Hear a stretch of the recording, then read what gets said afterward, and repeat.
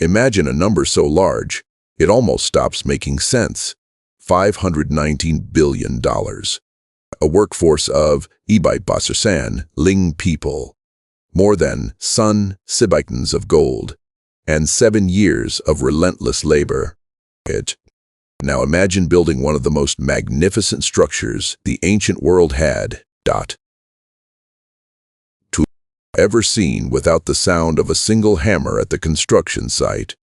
3,000 years ago, a king named Solomon attempted something so ambitious that even modern engineers pause when they read the details. The building he commissioned would become one of the most famous structures in human history, the first temple in Jerusalem, often called Solomon's Temple. It was a structure so drenched in gold that travelers said sunlight reflecting from its walls could be seen from miles away. A building more expensive, when translated into modern value, than the International docked space station and more costly than the world's tallest skyscrapers combined. But behind the legend lies a far more complex story. A story of ambition, devotion, political alliances, massive wealth, and a construction method so unusual that it still fascinates historians today. And to understand why Solomon attempted such a monumental project, you have to step back several generations to the reign of his father, and David. For more than 4 centuries, the presence of God among the Israelites was believed to dwell inside a sacred tent known as the tabernacle. It was portable, designed for a people who spent generations wandering through deserts and wilderness. But by around E10 BC, that era had ended. Then David had united the tribes of Israel, defeated powerful enemies, and captured the strategic hilltop city of Jerusalem. For the first time in their history, the Israelites had a capital, a kingdom, and a sense of permanence. And David had a dream. He wanted to build a permanent house for God, a temple worthy of the Creator of the universe. Not a tent carried through the wilderness, but a monumental structure that would stand as the spiritual center of the nation. Yet, according to the biblical narrative, that dream was denied to him. In the text preserved in Samuel, God tells David that he would not be the one to build the temple. David had spent much of his life as a warrior. His hands had fought battles and shed blood. The temple, the dwelling place of peace, would instead be built by his son. That son was Solomon, and even his name carried symbolism. It comes from the Hebrew word shalom, meaning peace. Where David had conquered, Solomon would consolidate. Where David had fought wars, Solomon would build. When David died, he left his son not only a kingdom, but also an unfinished vision. And he had spent years preparing for it. Near the end of his life, David did something remarkable. Instead of focusing on military campaigns or expanding territory, he focused on gathering resources for a building he knew he would never see completed. Imagine him in his final years, not on a battlefield, not commanding armies, but sitting inside treasury chambers filled with wealth gathered from decades of war, trade and tribute. Scrolls listing inventory lay before him, gold measured by the talent, silver stacked in storerooms, precious stones catalogued carefully. According to the record preserved in Chronicles, David set aside ling talents of gold and 1 million talents of silver from the national treasury. But even that wasn't enough for him. From his personal wealth, he added, senling, additional talents of gold, specifically gold from Ophir, considered the finest in the ancient world, and another, ling talents of refined silver. Bronze, and iron were so abundant, the text simply says they were beyond weighing. Entire storerooms filled with gemstones, onyx, turquoise, marble, and stones whose ancient names no longer translate clearly into modern languages. When historians convert those ancient units into modern measurements, the scale becomes staggering. Ben's 1 talent weighed roughly 6 kilograms, or about 6 pounds. Mentioned. That means the gold alone would have totaled roughly 6 metric tons. Minty at modern market values, that quantity of gold would be worth nearly $500 billion. Puned add the silver, more than 6 metric tons, and the total value of the precious metals alone approaches $1 billion. Inco, and that's before paying workers, transporting materials, or even cutting the first stone. David knew he would never live to see the temple completed, but he was determined that when his son began the project, nothing would stand in the way. When Solomon finally inherited the throne, he inherited this mountain of wealth, but wealth alone couldn't build the temple. Israel had gold, silver, and land. What it lacked were the materials and the craftsmen necessary to construct something on such a scale. There was one resource Solomon needed above all others: cedar. Bond in the ancient world, cedar from the mountains of Lebanon was legendary. It was strong, resistant to rot, aromatic, and capable of growing into enormous trees towering more than 100 feet high. It was the ancient equivalent of steel beams. But Israel had none. The cedar forests belonged to the Phoenicians, whose coastal kingdom dominated Mediterranean trade. Their greatest city was Tyre, ruled by the merchant king Hiram of Tyre. Hiram already had a relationship with David, and Solomon decided to build on that alliance. He sent a diplomatic message explaining that his father had long desired to build a temple, but had been prevented by constant warfare. Now, in a time of peace, Solomon intended to complete the dream. Hiram agreed to help, but this was no gift. It was a business deal on a massive scale. Each year, Israel would supply Tyre with linkers of wheat, thousands of tons of grain, along with baths of olive oil, hundreds of thousands of liters. In return, Phoenicia would provide unlimited cedar and cypress timber, additional gold, and something perhaps even more valuable: skilled craftsmen. At the center of this team was a master artisan named Hiram of Tyre, a man of mixed heritage whose skills covered everything from bronze casting to woodworking, stone carving, and metal artistry. But securing materials was only half the challenge.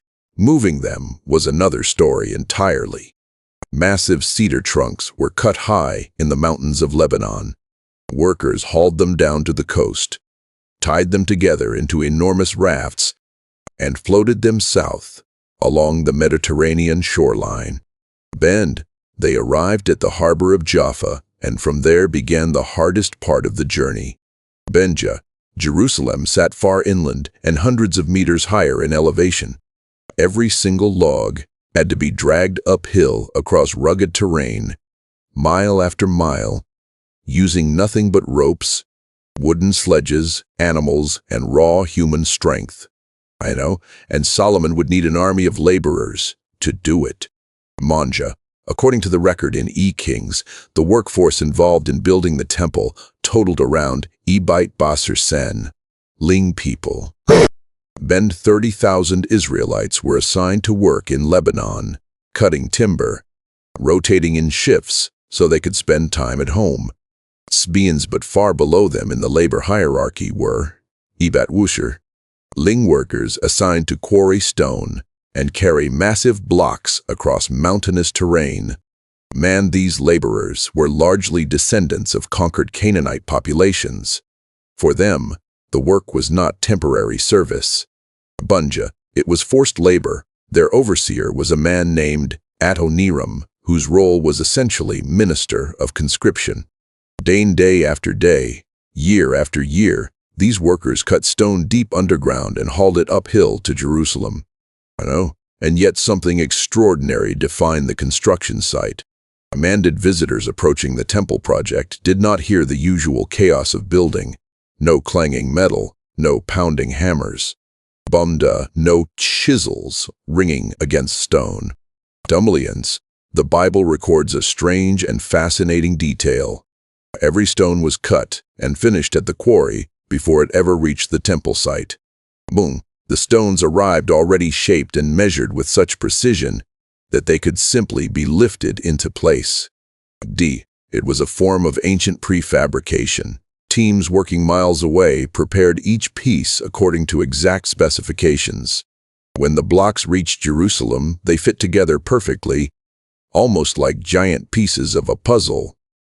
The result was astonishing.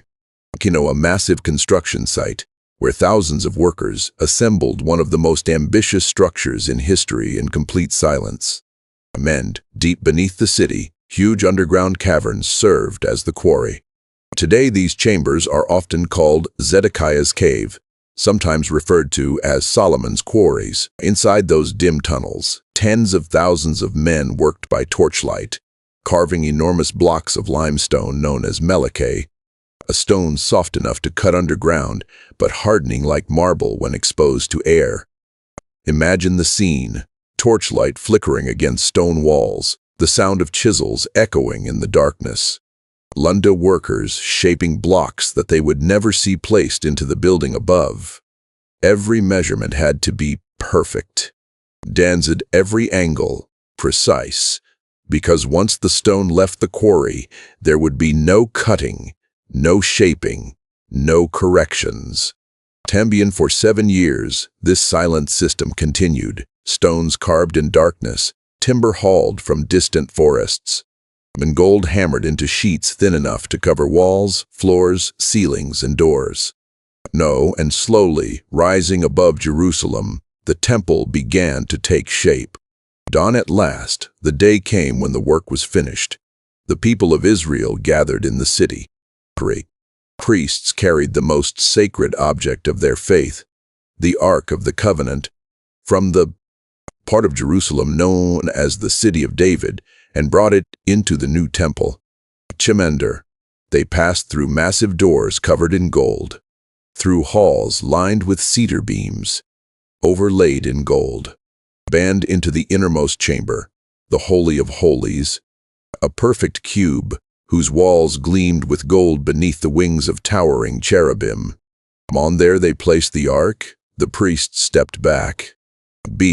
And according to the account preserved in our chronicles, something happened that no one present ever forgot.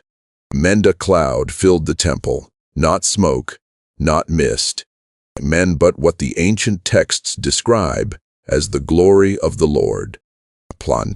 The presence was so overwhelming that the priests could not even stand to perform their duties. They fell to their knees. Some fell face down on the floor. For 7 years, thousands of people had worked on a building dedicated to a God they could not see. And now, in that moment, they believed he had arrived. And yet even as the temple shone with gold and glory, the consequences of building it were already unfolding. The enormous cost, forced Solomon to give 20 cities to Hiram as partial payment. The heavy system of forced labor bred resentment among the northern tribes. Within a generation of Solomon's death, the kingdom itself would split apart. The temple had taken 7 years to build, but the tension surrounding it would echo for centuries. And long after Solomon himself was gone, the magnificent building he created would face its ultimate test when the armies of Babylon marched toward Jerusalem. And history turned again. For nearly 4 centuries the temple stood over Jerusalem, its golden walls catching the morning sun, its courtyards filled with pilgrims who came from every corner of the land. Generations grew up believing it was the one place on earth where heaven and earth touched. Kings rose and fell, prophets preached, armies marched across the region, but the temple remained. silent and immovable on its hill. Bind. At first it seemed Solomon's vision had truly secured Israel's spiritual center. His reign became legendary for wisdom, wealth, and international influence. Merchants traveled long distances just to witness the splendor of his kingdom.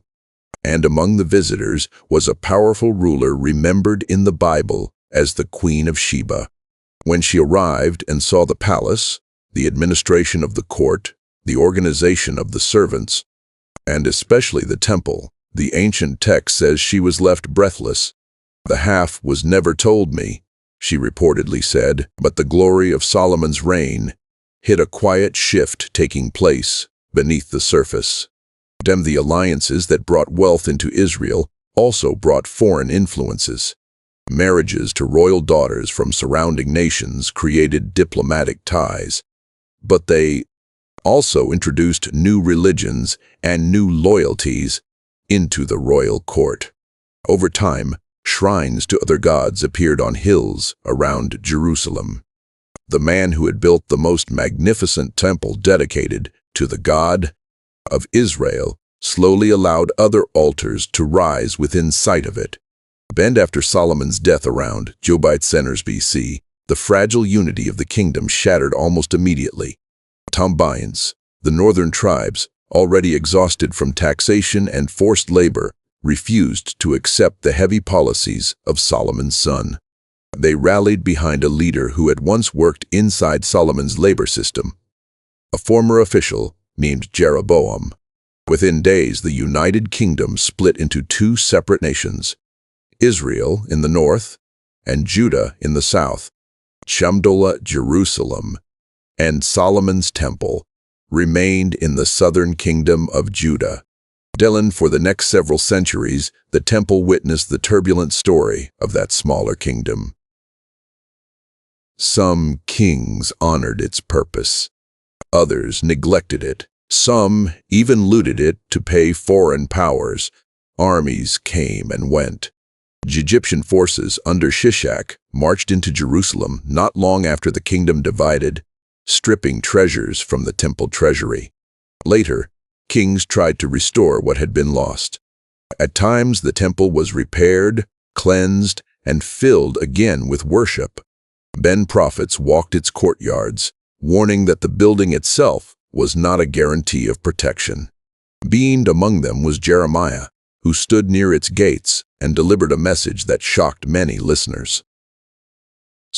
The people believed the temple made Jerusalem untouchable.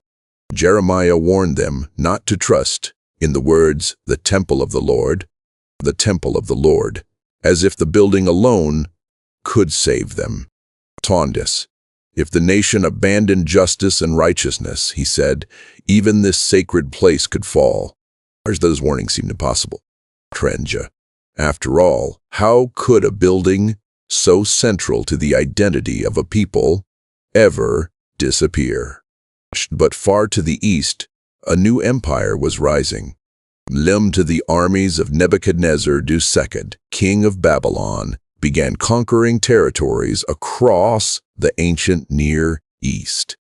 City after city fell beneath Babylonian power, until only a few small kingdoms remained independent. Judah was one of them. At first, its kings tried to survive by paying tribute, but rebellion followed, and rebellion always demanded a response. In Wubite Bashalup BC, the Babylonian army surrounded Jerusalem. For months, the city endured siege. Food ran out, disease spread. The once proud capital slowly weakened behind its walls. Then the defenses collapsed. Babylonian soldiers flooded into the city, and the unthinkable happened. They marched up the hill toward the temple that Solomon had built nearly 4 centuries earlier. The building that had cost unimaginable wealth.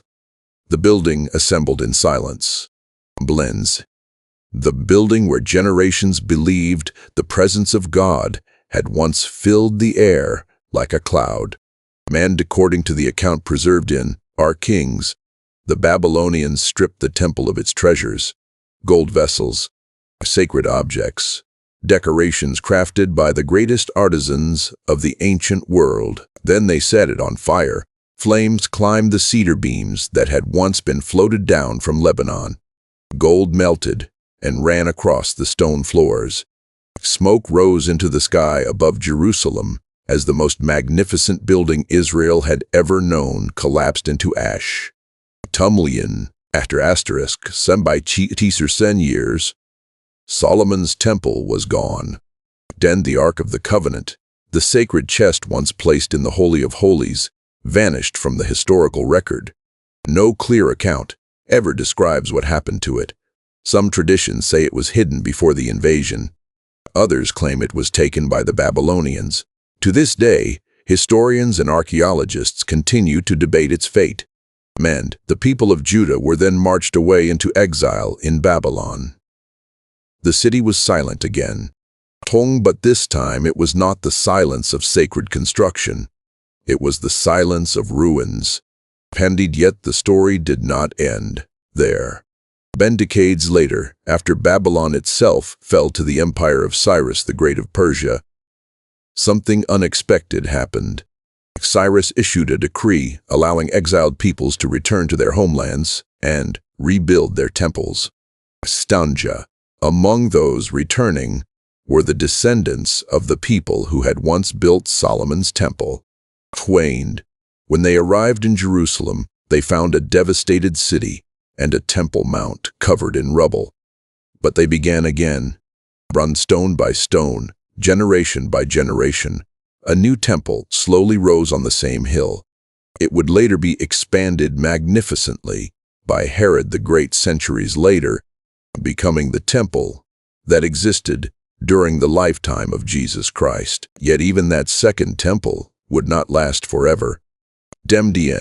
Tiers AD, the Roman legions under Titus destroyed it during the siege of Jerusalem, leaving only fragments of the retaining walls that once supported the temple platform. One section of that wall still stands today. Pilgrims from around the world visit it, pressing their hands against the ancient stones and whispering prayers. It is known as the Western Wall. And somewhere beneath the layers of history, beneath centuries of rebuilding, destruction, and faith, lies the memory of the original temple, the one Solomon built with unimaginable wealth, immense labor, and a silence that still echoes through the pages of history. But the deeper question that Solomon's temple leaves behind was never really about gold, stone, or architecture. It was the question the king himself asked during the dedication ceremony. If the heavens cannot contain God, how could any building ever do so? And yet, people across thousands of years have continued trying to build places where the divine and the human might meet. The temple may be gone, but the search that built it never ended. And in many ways, it still continues today. If you had been standing in Jerusalem the day Solomon's temple was completed, watching the gold shine in the sunlight and hearing the silence of its walls, what do you think you would have felt?